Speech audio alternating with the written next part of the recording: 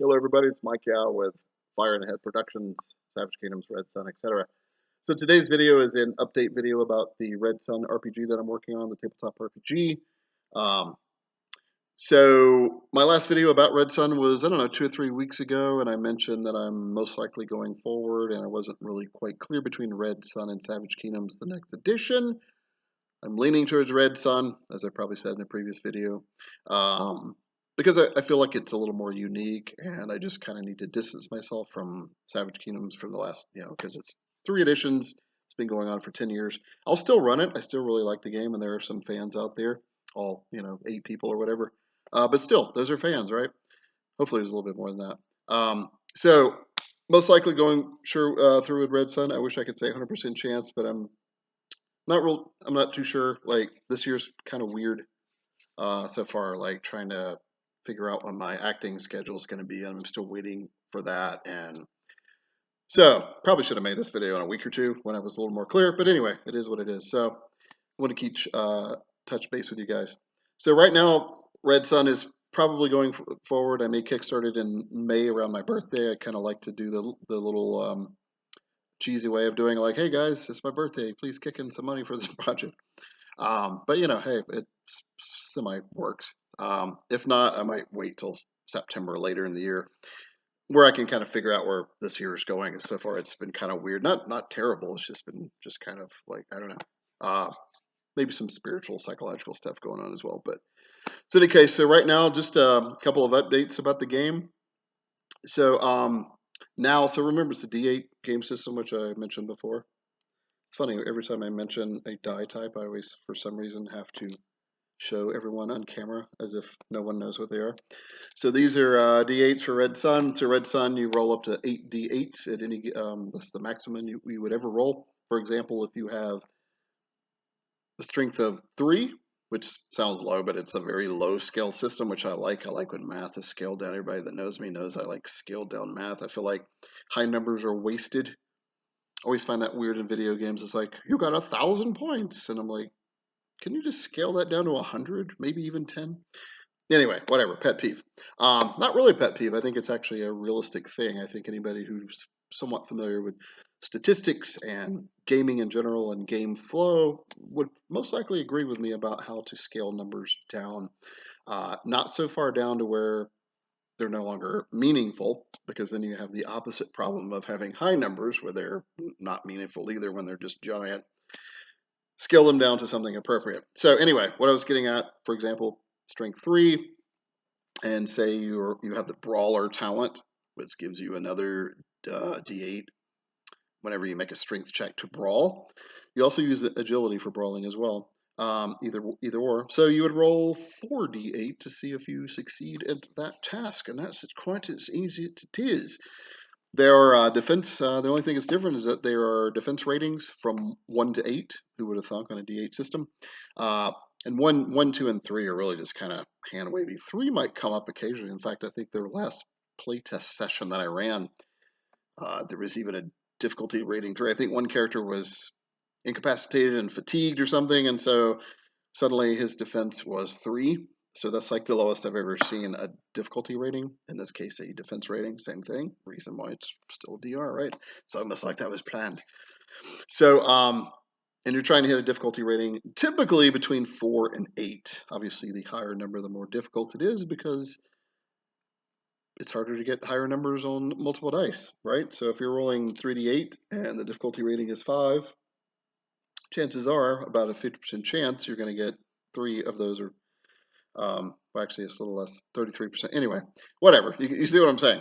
So if there's 5d8 being rolled against a DR of 5 to get only 1 success, pretty simple, right? It's going to happen most of the time. Whereas a 1d8 against a difficulty rating of 5 or 6, 7, 8, very difficult as it scales up, right? So all fairly obvious statistical mathematics stuff right there. There is a difficulty rating of 8 that I probably mentioned before. It's optional. I've only used it maybe a couple times. I think when somebody was trying to break free of some chains that they were captured, I think I determined that they were really well made. I determined that was a difficulty rating of 8, because if you think about it, if it's only an 8, well, only an 8 is fairly difficult.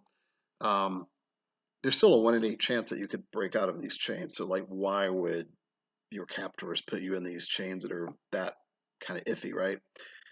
So there are certain tasks that you have to use a little bit of realism.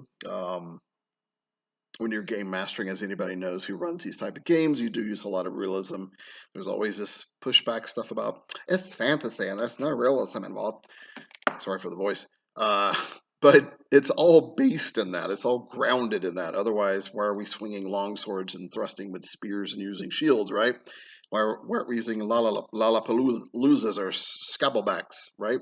In other words, why are we just using made up fantastical terms if it's not grounded into some realism of fantasy? I've done several videos on that. I won't harp any further on that. So, anyway, so the new thing with the D8 dice system, uh, if you roll more eights than dice that are being rolled, say if you're rolling 48 for a task, if three of them are eights, you get what is called a boost, and you get to roll another die, giving you a chance for another success because it is a multiple success system. So going back to, like I said, with the DRs, say if your difficulty rating for this particular task, we'll say is a 6, which is right above moderate. I think it's tough is what the adjective category is. If you got 2 6s on, say you were rolling 3 or 4 d8 in this case, depending on what your ability is, 2 successes is what's called a moderate success. 1 success is a marginal success. Often there's no difference between marginal and moderate, even though the terminology is different. The reason that they're different, in fact, I might change it, but I doubt I will. I looked at just calling them one and 2 success like the same category. It was just going to be called a normal success. The problem is, though, in certain, like particularly in combat and even in spellcasting, those categories actually mean, particularly in combat with weapon damage, each category has its own thing. Now, some of it is only like the difference between a marginal success hitting a foe with a weapon and a moderate success is 1 point of damage. Like, so, right, a marginal success does 1 point of damage. A moderate success, you score 2 points of damage on your opponent. So it's already kind of built in there. So anyway, normally a marginal and moderate success are pretty much the same. The game master, the GM can feel free, and maybe even the player can add some prose as well, some descriptive text going on. Could even describe like, oh, it's a marginal success, but don't make it like a hard mechanical thing. For example, your shield strap wouldn't break on a marginal. That's a mishap, right? So let's not confuse a marginal success, because remember the key word here is success, and a mishap. So big difference right there. A mishap game mechanically is rolling more ones than, like, more, half of the dice must be ones. So for example, using our example from a couple minutes ago, in this 48 example, you roll 4 8-sided dice. In this example, in the case, so 3 of those 4 dice would have to be ones in order to create a mishap. So 2 ones on 4 dice is not a mishap. So it's over half, not half. Just to be clear, because I think maybe in the first iteration of the game it was half, and then I changed it to if there was any 1 on the die, like a number 1 on one of the dice, and no successes, that was a mishap. And I kind of liked that for a while, but it came up too often. There were too many mishaps. Like, I think in one session there were like 5, and people might have used luck dice to get out of the mishap like 2, maybe 3 times, but the other 2 or 3 still happened. And that could be kind of funny for less serious games where there's a little bit of silliness and hokiness. I mean, there's always that, and even the most serious games, of course. But when you're trying to tell a story in a more somewhat gritty, kind of old school sword and sorcery Frank Frazetta setting, whether it be Red Sun or Savage Kingdoms, then you don't want the silliness of mishaps and fumbles happening too often, if at all. Some people don't like them at all, so I might end up making them optional, and of course they can be optional. But so what I mean by making them is I may actually have like little box text saying this is an optional rule. So, but right now mishaps are hard coded into the rules, so the game master and your players would have to make the decision whether or not to use them or not. But anyway, I think they're pretty cool. Particularly, I would not kick out mishaps on sorcery, on spellcasting, because particularly in grimdark fantasy and in traditional sword and sorcery tales, sorcery is which is why the subgenre is called sword and sorcery. Sorcery is often dark and very difficult to learn, and it's very alien, and humans aren't really probably supposed to be using it that much, if at all. And so a lot of people fear what they call sorcery. Uh, Now, the gray area between that is the way I kind of do it in Savage Kingdoms is that if you're from a culture, like there's a priest from an established tradition who's using magic slash sorcery, the local populace kind of trust that because he's a priest of these gods that they all grew up with, right? Or even perhaps in a more arcane tradition. For example, another Savage Kingdoms example would be the Order of the Golden Crucible in the Laurentian Empire, which is kind of like a Roman Empire if you guys have played Savage Kingdoms. So maybe they're allowed. They're obviously very mysterious, and still people don't really trust them in a way because they're very elitist and that kind of thing. But generally speaking, when they are dabbling in their alchemical magic, most people more or less trust it. Whereas a practicing sorcerer from an outland, or a priest from a deity that nobody's ever heard of, going to be less trustworthy. So remember, when we say sorcery is dark and sword and sorcery, or even Dark Ages fantasy, it's not always completely black and evil, and whoever does it is terrible. Because then you run into the problems of life magic. Now, life magic still can have the opposite problem. And I've had even several of my players go, well, it's not really sorcery, as I'm using life magic, right? I'm using healing magic. Well, not exactly, because you remember where the sword, where is it coming from? So even though someone is being cured by your healing magic, they don't really, unless they're a part of your tradition and know the spell itself, they don't really know how it works. For all example, they might be like, "Oh, this I feel great right now, but in 24 hours, am I going to sprout a tentacle out of my ear, or is the wound going to go back to the way it was? Is it going to what I'm saying? Like, is it permanent?" So some good role playing stuff in there, by the way. So don't always just assume that's life magic. That's trustworthy. Sorry for the voice again. Um, so and you could. Some people might play it like that, and some people may respond to it like that. But still, overall, people are going to be like, magic and sorcery, depending on not. There's 7 disciplines of the magical arts in Savage Kingdoms, and carrying the same thing through with Red Sun as well, since it is the same setting. It's just 2,500 years prior to the SK current era. And I wanted to keep the 7 magical disciplines. I kind of really liked that. So the average person doesn't know that it's earth magic or it's fire magic, or in fact, those are very, very general titles. Several spells, actually quite a number of spells, actually overlap into several, like 2 disciplines. I think there's even a few spells that are 3 disciplines. I cut some of that back in Red Sun. I think I had too many in Savage Kingdoms. There might have been a few too many spells that were like multiple disciplines, and I wanted Red Sun to be a little bit more distinct with those. But there's still spells that are multiple uh, disciplines, just not as much as in SK. Let's see, what else can I update you on? So we discovered boosts, right? I think that's currently what I'm calling boosts. Where you score more 8s on your dice test than other numbers. So they don't all have to be 8. So if you're rolling, say, 3d8 for this one particular task, they don't all have to be 8s. They would have to 2 of those would have to be 8s. And then you get to roll again. Now, I will admit, I did think about making, because all 8s is like kind of spectacular and cool, and it's very obvious on the dice, right? And an 8 is also an infinity symbol, and I'm kind of a symbology kind of person, and I just think that's really cool.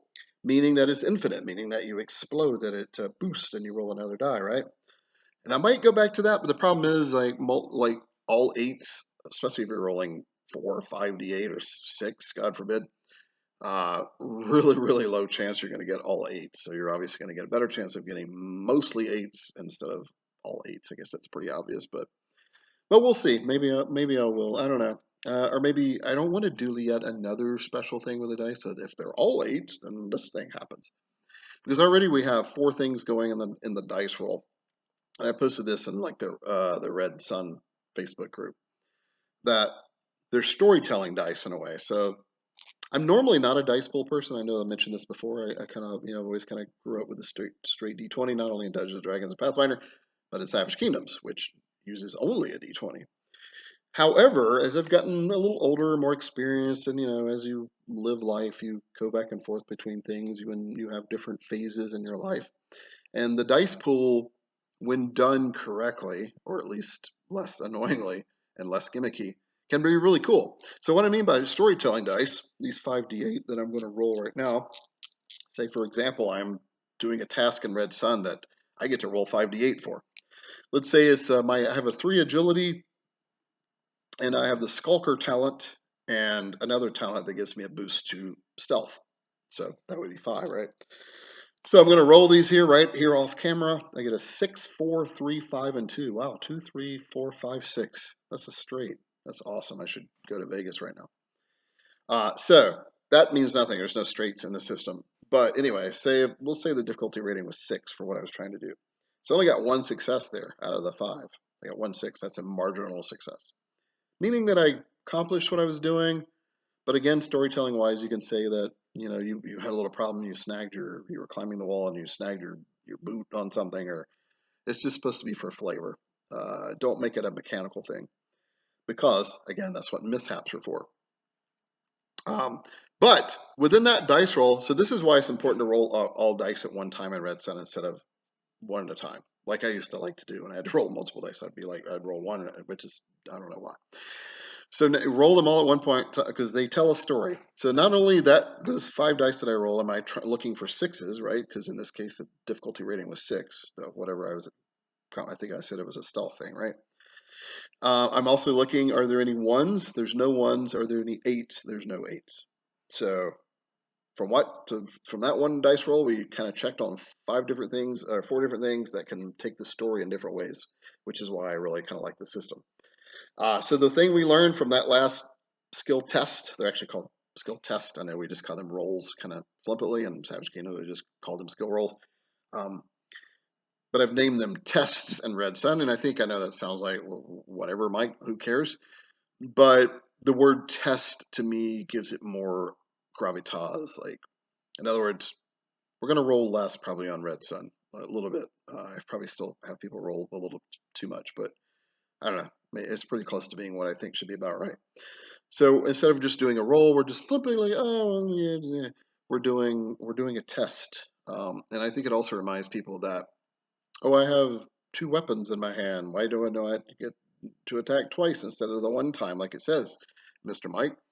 Because you're being tested on your skill with a dagger. So you're not, and people have this problem, I think, with tabletop RPGs in general, particularly in D&D.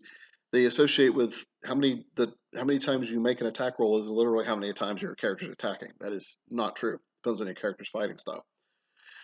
Having done some medieval reenactment and martial arts, I can tell you that there are some fighters who just swing. They're just fast, weapons spinning all over the place, but they're still only making one really good attack. The rest of it's all what we call flourishes, all right, or deceptive moves. And then I've seen in Savage Kingdoms, SCA, Society of Creative Anachronism, a long time ago when I did it, like 35 years ago. There was this one fighter, really good too. He won most of the tournaments. He would swing about 1 time per minute. So almost like an old school Dungeons and Dragons where a combat round was a minute. Can you believe that, you youngins out there? That's how long a combat round was. And it seems ridiculous, but if you take it back to what Gary Gaxis was trying to do, storytelling wise, he was basically saying, over a minute of fighting, there's a lot of attacks and people are clashing and shields are back and forth and helmets are flying and people are maneuvering and getting tripped and there's people cursing and screaming. We're only going to roll the die 1 time to see what happens. And that's why hit point totals were low back then, because that 1 hit on the die of the damage that you're rolling doesn't necessarily mean 1 blow. You might have been struck 2 or 3 times, and that's the accumulation, the 4 points of damage you took or whatever. So look at it like that way. So that's going back to what I was saying. That's why I want to call it tests in this system, just to kind of put it in game masters and players' minds that we're making like a pretty, kind of a serious thing. So if it's like something where, say in this theoretical stealth agility or this agility stealth test that we just made, that test would probably only be for something pretty important, like hiding from the city guard or sneaking up to steal a jewel from a temple. Some good sword and sorcery stuff. But if you were just hiding from some person in the inn, just a random person walking by you, maybe not test for it unless the character obviously was setting up to do something like pilfer that person that just walked by, right? So make it have a little gravitas, right? So anything that's kind of, it's the same reason we don't make skill rolls or skill tests for drawing your sword in most systems, if not all. Like that's just or breathing or I'm drinking water out of I'm drinking out of my flagon. Do I have to make a test to not get choked? I should hope not. If so, I think people might be missing the point. So again, we're trying to tell stories. So think about it like a novel or a movie. Like particularly, and I think a novel is even a better example. Particularly in modern day Hollywood, some of the movies are pretty terrible. But the writer seldom, if ever, spends any time talking about as they were all carousing in the tavern. So suddenly, so and so he choked on his ale, and then they laughed and went on. It's like why? The only time you would do that is if you were like painting, if you're doing character building, if you were trying to allude to this character becoming sick or something, like he was beginning to choke or something like that. But you wouldn't just flippantly say, "Oh, and he choked in his drink," or "He went out to use the bathroom." Like nobody cares about that, right? So, anyway, before I get completely off target, but the original point was making skill tests. Anything else to update you guys? It's been a little over 21 minutes, which isn't too bad, but Red Sun's going along pretty well. The artwork style will be, and I might have mentioned this before, it's very Frank Frazetta style from the 70s, early 80s, late 60s even. So look up that artist if you don't know who I'm talking about. Which, oh my God, I'm so sorry if you don't know who that is. But yes, check it out. Boris Vallejo is another one. I actually got to meet in person a long time ago. Boris Vallejo, really good as well. I'm still more of a Frank Frazetta guy, but that kind of thing, that kind of sword and sorcery, 1970s, 1980s kind of vibe going on. Heavy Metal Magazine is kind of an influence. It's kind of hit and miss, but the sword and sorcery stuff of it, obviously. The Fire and Ice movie, if you've ever seen that, Frank Frazetta is the artist. He's finally doing his hand at live action, live animation. Pretty cool. I actually think he wrote it as well. Now that I think about it. Anyway, Conan the Barbarian is, I guess, the most obvious one. Robert E. Howard is the grandfather of sword and sorcery, after all, and that is his flagship character. I mean, you have Cull and Solomon Kane and Cormac McCart and stuff like that, but let's face it, Conan is kind of his flagship character, right? So, um, yeah, so art style will be like that. Oh yeah, by the way, so I want to mention this too because somebody like on I posted some AI art I was messing with for inspirational reasons for Red Sun. And somebody, of course, I know this is a shocker, social media people assuming stuff without doing any research. So someone posted like, "Well, I won't be backing this thing, and I'll tell others not to." Thanks a lot for asking what was really going on there. Thanks for the assumption. So I said, "Fine, you do you, whatever."